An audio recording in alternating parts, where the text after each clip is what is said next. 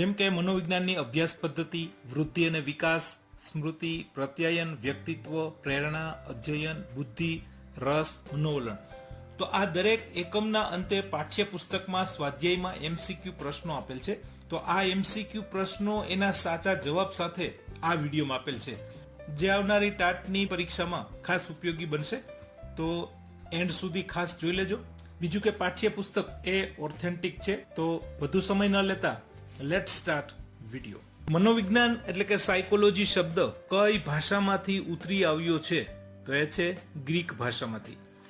મનોવિજ્ઞાન માનવીના વર્તનનો અભ્યાસ શેના સંદર્ભમાં કરે છે? તો એ છે વાતાવરણ. મનોવિજ્ઞાનનું વિષય વસ્તુ શું છે? તો એ છે વર્તન. મનોવિજ્ઞાનને વિજ્ઞાન તરીકેનો દરજ્જો ક્યારથી પ્રાપ્ત થયો છે? તો એ છે 1879. મનોવિજ્ઞાનને પ્રયોગાત્મક સ્વરૂપ આપવાનો યશ કોને ફાળે જાય છે? તો એ છે વુન્ટ. રચનાવાદીઓએ કઈ પદ્ધતિનો ઉપયોગ કર્યો? આંતર નિરીક્ષણ પદ્ધતિ. વર્તનવાદના પ્રણેતા કોણ છે? એ છે વોટસન. અચેતન મનનો સિદ્ધાંત કોણે આપ્યો? તો એ છે સિગમન્ડ ફ્રોઈડ. મનોમાપનલક્ષી મનોવિજ્ઞાનનો આરંભ કોની બુદ્ધિ કસોટી સાથે થયો એમ ગણી શકાય? તો એ છે બીને સાયમન. તંદુરસ્ત અને મન દુરસ્ત જીવન કેવી રીતે જીવવું એ અંગેનું માર્ગદર્શન, અભ્યાસ, સંશોધન સાથે મનોવિજ્ઞાનની કઈ શાખા સંકળાયેલી છે? તો એ છે સ્વાસ્થ્ય મનોવિજ્ઞાન. સ્મૃતિ એટલે શીખેલી બાબતોનો સીધો ઉપયોગ એમ કોણે કહ્યું? અથવા તો આ વ્યાખ્યા કોણે આપી? અથવા તો આ શબ્દ કોના છે? આવી અનેક રીતે આ પ્રશ્ન બની શકે. તો એમાં આવે છે વુડવર્થ. સ્મૃતિનો પ્રથમ તબક્કો કયો છે? સંકેતાંકન. સંવેદનિક સ્મૃતિ કેટલા સમયની હોય છે? 2 સેકન્ડની. ટૂંકા ગાળાની સ્મૃતિને બીજા કયા નામે ઓળખવામાં આવે છે? તાત્કાલિક સ્મૃતિ. ટૂંકા ગાળાની સ્મૃતિનો વિસ્તાર વધારવા માટેની સામૂહિકરણની પ્રયુક્તિ કોણે આપી છે? તો એ છે જ્યોર્જ એ મિલર. લાંબા ગાળાની સ્મૃતિના પ્રકારો કોણે આપ્યા? તો એ છે ટુલવિંગ. PQRST પદ્ધતિ કોણે વિકસાવી હતી? તો એ છે થોમસ અને રોબિન્સન. કયા પ્રકારની સ્મૃતિ કૌશલ્ય શક્તિ પ્રગટ કરે છે? રીતલક્ષી. શીખવાની માહિતીને થોડા સમયે શીખવી એટલે શું? તો એ છે અંતરીકૃત શિક્ષણ. મનન વિરુદ્ધ પુનઃ વાચન અંગેનો અભ્યાસ કોણે કર્યો હતો? એ છે AI ગેટ્સ. પ્રેરણા નહીં તો વર્તન નહીં, આ વાત કોણે કહેલ છે? આ વિધાન કોનું છે? આ શબ્દ કોના છે? આ પરિભાષા કોની છે? આવું અનેક રીતે પૂછાઈ શકે. તો એમાં આવશે ગેરેટ. ઈરણ શબ્દનો કોણે ઉપયોગ કર્યો છે? તો એ છે વુડવર્થ. પ્રેરણાને સીટી મોર્ગન કેવી ગણે છે? તો એ છે ચક્રીય. કોના મતે સમૂહમાં રહેવાની વૃત્તિ સાહજિક હોય છે? મેકડુગલ. પ્રેરણાને ચક્રીય કોણ ગણે છે? મોર્ગન. આવેગ માટેનો અંગ્રેજી શબ્દ ઇમોશન કઈ ભાષામાંથી ઉતરી આવેલ છે? તો એ છે લેટિન ભાષા. આવેગ એટલે સમગ્ર ચેતાતંત્રની ક્ષુબ્ધાવસ્થા. આ વ્યાખ્યા કોણે આપી છે? વુડવર્થ અને માર્કવિસ. આવેગનો દ્વિઘટક સિદ્ધાંત કોણે આપ્યો છે? તો એ છે શાખ્ટર અને સિંગર. પ્લુટચિકના મતે મૂળભૂત આવેગો કેટલા છે? તો એ છે 8. આવેગિક આંક ની સમજૂતી કોણે આપેલી છે? Daniel Goleman. પોતાની અંદર અંતર્મુખ થઈને પોતાનામાં ચાલતા મનોવ્યાપારોનું નિરીક્ષણ કઈ પદ્ધતિમાં કરવામાં આવે છે? આંતર નિરીક્ષણ પદ્ધતિમાં. કુદરતી નિરીક્ષણ પદ્ધતિની મર્યાદા દૂર કરવા માટે કેટલાક ટેકનિકલ સાધનોનો ઉપયોગ કઈ પદ્ધતિમાં કરવામાં આવે છે? તો એ પદ્ધતિ છે વ્યવસ્થિત નિરીક્ષણ. ચોક્કસ જૂથ વિશેની અપૂરતી માહિતી હોય તો પૂર્ણ માહિતી પ્રાપ્ત કરવા માટે નિરીક્ષક તે જૂથના સભ્ય બની અને કઈ પદ્ધતિ દ્વારા પ્રાપ્ત કરે છે? તો એમાં આવશે સહભાગી નિરીક્ષણ. સમયના બચાવ માટે સમાન ગુણ લક્ષણ ધરાવતા પ્રયોગ પાત્ર પર એક સાથે અભ્યાસ કરવામાં આવે તો તે અભ્યાસ કેવા પ્રકારનો અભ્યાસ કહી શકાય? તુલનાત્મક અભ્યાસ. કયા પ્રકારનો અભ્યાસ એકના એક પ્રયોગ પાત્ર ઉપર ખૂબ જ લાંબા સમય સુધી ચાલે છે? તો એ છે દીર્ઘકાલીન. કઈ અભ્યાસ પદ્ધતિમાં વ્યક્તિના ભૂતકાળ અને વર્તમાનના અભ્યાસ પરથી ભવિષ્ય વિશે માર્ગદર્શન આપવામાં આવે છે? તો એ પદ્ધતિનું નામ છે વ્યક્તિ ઇતિહાસ પદ્ધતિ. રૂબરૂ મુલાકાત કઈ અભ્યાસ પદ્ધતિમાં લેવામાં આવે છે? તો એ છે મુલાકાત અભ્યાસ પદ્ધતિ. કસોટીના સંચાલનની એક વિધતા શું કહેવાય? પ્રમાણિતતા. મનોવૈજ્ઞાનિક કસોટીના પરિણામોની સાતત્યતા એટલે શું? વિશ્વસનીયતા. સંશોધનના કોઈ પણ પ્રકારના પૂર્વગ્રહ મનોવલણ રહિત મૂલ્યાંકનને શું કહેવાય? તો એ છે વસ્તુલક્ષિતા. વૃદ્ધિ એટલે કોષીય ગુણાકાર, આવું કોણે કહેલું? તો એ છે ફ્રેન્ડ નામના મનોવૈજ્ઞાનિકે. વિકાસ એટલે ગુણાત્મક ફેરફાર, આવું કોણે કહેલું? તો એ છે હરલોક નામના મનોવૈજ્ઞાનિક. વિકાસને અસર કરતા પરિબળો કેટલા છે? તો એ 2 પરિબળો છે. વ્યક્તિમાં દેખાતા પ્રગટ લક્ષણો એ કેવો વારસો કહેવાય? પ્રભાવી વારસો. દુર્ગાનંદ સિંહાએ બાળકના વિકાસના મુખ્ય કેટલા વિભાગો પાડ્યા છે? 3 વિભાગ. જીન પિયાજેએ વિકાસના કેટલા તબક્કાઓ દર્શાવ્યા છે? 4. મૂર્ત ક્રિયાત્મક તબક્કો કયા વર્ષમાં જોવા મળે છે? 7 થી 12 વર્ષમાં. નૈતિક વિકાસની 3 કક્ષાઓ કોણે દર્શાવી? કોહલબર્ગ નામના મનોવૈજ્ઞાનિકે. ઉદ્યમશીલતા વિરુદ્ધ લઘુતા તબક્કાની ચર્ચા કોણે કરી? એ છે એરિક્સન. મનોજાતીય વિકાસનો સિદ્ધાંત કયા મનોવૈજ્ઞાનિકે આપ્યો? તો એ છે સિગમન્ડ ફ્રોઈડ. આપણા પૂર્વજો પાસેથી મળેલા શારીરિક અને મનોવૈજ્ઞાનિક લક્ષણોના અભ્યાસને શું કહેવામાં આવે છે? તો એ છે પ્રજોત્પત્તિ શાસ્ત્ર. ગર્ભાધાન સમયે રંગસૂત્રોની કેટલી જોડી હોય છે? એ છે 23. માનવ શરીરના પ્રજનન કોષોમાં કેટલા રંગસૂત્રો હોય છે? 46 રંગસૂત્રો. પુખ્ત વયની વ્યક્તિના મગજનું વજન કેટલું હોય છે? તો એ છે 1.36 કિલોગ્રામ. જ્ઞાનેન્દ્રિયોમાંથી આવેલા સંવેદનિક સંકેતોને મગજ સુધી કોણ પહોંચાડે છે? થેલેમસ. અંતઃસ્રાવી ગ્રંથિઓનું નિયમન કોના દ્વારા થાય છે? તો એ છે હાઇપોથેલેમસ. વાણી અને શ્રવણ પ્રતિક્રિયાનું નિયંત્રણ મગજના કયા ખંડમાં થાય છે? નિમ્ન ખંડમાં. મગજનો કયો ભાગ સ્મૃતિમાં મહત્વનો ભાગ ભજવે છે? એ છે હિપોકેમ્પસ. ભયજનક કે કટોકટીનો સામનો કરવામાં કયું તંત્ર મદદરૂપ બને છે? તો એ છે અનુકંપી તંત્ર.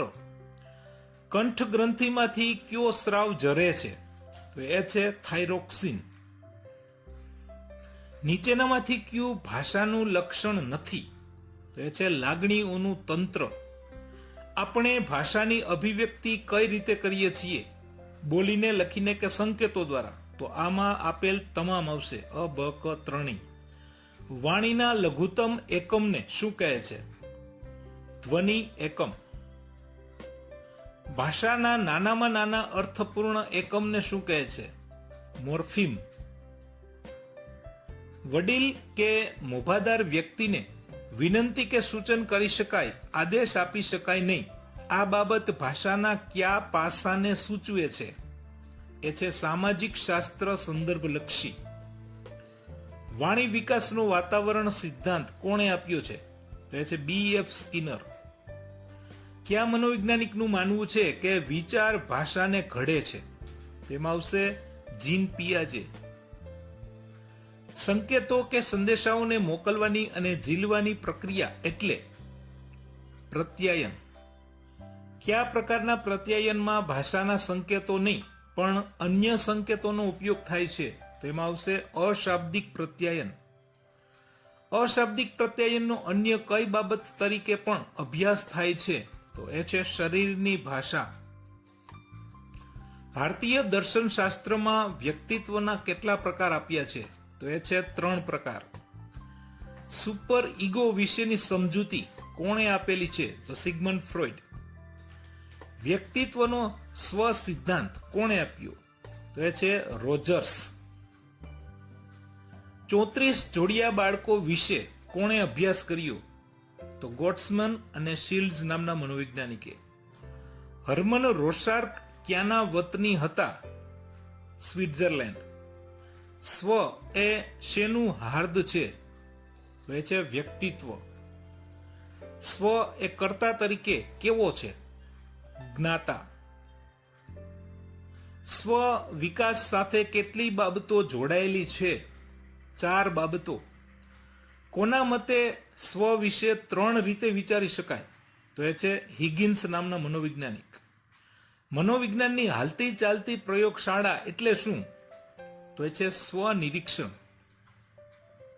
મનોવિજ્ઞાનમાં ચેતનાનો અભ્યાસ વિષય તરીકે સદંતર નિષેધ કોણે કર્યો છે? મતલબ કે મનાઈ કરી છે. તો એ છે વિલ્હેમ વુન્ટ નામના મનોવૈજ્ઞાનિકે. ASC શબ્દનો સૌપ્રથમ ઉપયોગ કોણે કર્યો? તો આર્નોલ્ડ લુડવિંગ. સ્વપ્ન નિદ્રાનો કયો તબક્કો સૂચવે છે? તો REM. મગજનું ડાબું ગોળાર્ધ વિશેષ સક્રિય હોય ત્યારે કયા તરંગો જોવા મળે છે? તો બીટા તરંગો. નિદ્રા ભ્રમણ નિદ્રાના કયા તબક્કા દરમિયાન જોવા મળે છે? તો એ છે N3. ભાંગ એ કેવા પ્રકારનું ઔષધ છે? ચિત્ત ભ્રામક. અચેતન સંસ્કારોનો સમૂહ ભારતીય મનોવિજ્ઞાન અનુસાર કયા ભાગમાં સંગ્રહિત થયેલો હોય છે? તો એ છે કારણ શરીર. ભાવાતીત ધ્યાનના પ્રણેતા કોણ છે? મહર્ષિ મહેશ યોગી. ભારતીય પરંપરામાં આત્મ સાક્ષાત્કાર માટે મુખ્ય કેટલા માર્ગો પ્રચલિત છે? 4 માર્ગ પ્રચલિત છે. હવે ધોરણ 12ના પાઠ્યપુસ્તકના મનોવિજ્ઞાનના કેટલાક એકમ છે એમાં આપેલા MCQ જોઈએ. શીખેલી પ્રતિક્રિયાની લુપ્તતાને શું કહે છે? વિલોપન. કોઈ પણ પ્રકારના ઔપચારિક શિક્ષણ વગર જન્મજાત ક્રિયાઓને કેવું વર્તન કહેવાય છે? સાહજિક વર્તન. અનુભવ અને મહાવરાને કારણે વર્તનમાં થતા સાપેક્ષ કાયમી પરિવર્તનને શું કહેવાય? શિક્ષણ. પ્રયત્ન અને ભૂલ દ્વારા શિક્ષણનો પ્રયોગ કોણે કરેલો છે? તો એ છે થોર્નડાઇક. થોર્નડાઇકના બિલાડી પરના પ્રયોગમાં બિલાડીને કેટલા પ્રયત્ને શિક્ષણ મળ્યું હતું? તો એ છે 24 પ્રયત્ન. કોને શરીર વિજ્ઞાન અને તબીબી વિજ્ઞાન ક્ષેત્રે નોબેલ પારિતોષક મળ્યું હતું? તો એ છે પાવલો. જે ઉદ્દીપક માટે પ્રાણી અનભિસંધિત પ્રતિક્રિયા જેવી પ્રતિક્રિયા આપે તે ઉદ્દીપકને શું કહેવાય? તો એ છે અભિસંધિત પ્રતિક્રિયા. એક ઉદ્દીપકને મળતા આવતા બીજા ઉદ્દીપકને સમજવું એટલે શું? ઉદ્દીપક સામાન્યીકરણ. કયા પ્રકારના શિક્ષણમાં પ્રાણી પ્રતિક્રિયા કરે તો જ તેને ખોરાક મળે? તો એ છે કારક અભિસંધાન. કોહલરે કયા પ્રાણી ઉપર પ્રયોગો કર્યા હતા? તો એ છે ચિમ્પાન્જી. માનવીના વિચાર, વાણી, વર્તન, રીતભાત અને જીવનશૈલી પર વધુ અસર કરતું પરિબળ કયું છે? તો એ છે સમૂહ માધ્યમ. વિવિધ વ્યક્તિ, વસ્તુ, પરિસ્થિતિ કે બનાવ પ્રત્યે જે ખ્યાલો બંધાય છે તેને શું કહેવાય? એ છે મનોવલણ. મનોશારીરિક વર્તનની માનસિક તત્પરતા એટલે શું? એ છે મનોવલણ. મનોવલણો જન્મજાત નહીં પરંતુ કેવા હોય છે? સંપાદિત. માતા પિતા ભાઈ ભાંડુ સાથે થતી વિધાયક પારસ્પરિક આંતરક્રિયા પ્રેમ, સ્નેહ અને સહકારથી બાળકમાં શું વિકસાવે છે? તો એ છે વિધાયક મનોવલણ. સામાજિક રીત રિવાજો, મૂલ્યો, રહેણીકરણી અને વિચારસરણી આત્મસાત કરવાની પ્રક્રિયા એટલે શું? સામાજિકરણ. માનવીના મનમાં રૂઢ થયેલા ખોટા ખ્યાલોને શું કહે છે? તો એ છે પૂર્વગ્રહ. વર્તમાનપત્રો, ટેલિવિઝન, ટેલિફોન અને મોબાઈલ, ઇન્ટરનેટ વગેરે શેના સાધન છે? સમૂહ માધ્યમ. પૂર્વગ્રહમાં પરિવર્તન લાવવા શિક્ષણ સાથે સંદેશ આપનાર વ્યક્તિ અને જૂથની વિશ્વાસપાત્રતા અસરકારક નીવડે છે એવું સંશોધન કરનાર મનોવૈજ્ઞાનિકનું નામ જણાવો. તો એ છે હાર્ડિંગ. અશિક્ષિતો પરંપરાગત માન્યતાને વળગી રહે છે, માટે પૂર્વગ્રહોમાં પરિવર્તન લાવવા શિક્ષણ જરૂરી છે. આવું કયા સંશોધકના સંશોધનમાં જોવા મળ્યું? તો એ છે સ્ટેમ્બર. વ્યક્તિગત ભિન્નતાના આધારે બુદ્ધિની વ્યાખ્યા આપવાનો સૌપ્રથમ પ્રયાસ કોણે કર્યો હતો? તો એ છે એબિંગ હોસ નામના મનોવૈજ્ઞાનિક. કેટલી બુદ્ધિ ક્ષમતા ધરાવનાર વ્યક્તિનો સમાવેશ સામાન્ય કક્ષામાં થાય છે? 90 થી 109. માનસિક વય ગણતી વખતે કસોટીના દરેક સાચા ઉત્તર દીઠ કેટલા માસની માનસિક વય ગણવામાં આવે છે? 2 માસ. સ્ટેનફર્ડ બીને બુદ્ધિ કસોટી અંગ્રેજી ભાષામાં સૌપ્રથમ કોણે રજૂ કરેલી? પ્રોફેસર ટર્મન. માનસિક પડકારરૂપ ધરાવતી વ્યક્તિનો બુદ્ધિઆંક કેટલો હોય છે? 70 થી નીચે. રેવનની બુદ્ધિ કસોટી કઈ સાલમાં રચવામાં આવી હતી? ઈસવીસન 1936. પ્રતિભા સંપન્ન વ્યક્તિઓનો અભ્યાસ ઈસવીસન 1925માં કોણે શરૂ કર્યો હતો? પ્રોફેસર ટર્મન. માનસિક રીતે સ્વસ્થ જીવન જીવવા માટે વ્યક્તિએ શેમાં પરિવર્તન કરવું પડશે? જીવન શૈલીમાં. માનવજાતને ભારતની અપ્રતિમ ભેટ કઈ છે? તો એ છે ધ્યાન અને યોગ. કયા પ્રકારના મનોભારની સ્થિતિમાં વ્યક્તિનું પ્રત્યક્ષીકરણ મર્યાદિત બને છે? તો આપેલ ઓપ્શનમાંથી એક પણ નહીં. કોણે વિચાર અને લાગણી સંદર્ભે પોતાના વિચારો રજૂ કર્યા છે? રિચાર્ડ લેઝાર્સે. તબીબી સંભાળને કયા પ્રકારનું સંસાધન કહી શકાય? ભૌતિક સંસાધન. મનોભારના ઉદ્ગમ સ્થાનોને કેટલા પ્રકારમાં વહેંચી શકાય છે? 3 પ્રકારમાં. શારીરિક પ્રતિક્રિયાનું મોડેલ કોણે રજૂ કર્યું? એ છે કેનન. વોલ્ટર કેનને શારીરિક પ્રતિક્રિયાનું મોડેલ ક્યારે રજૂ કર્યું? 1920માં.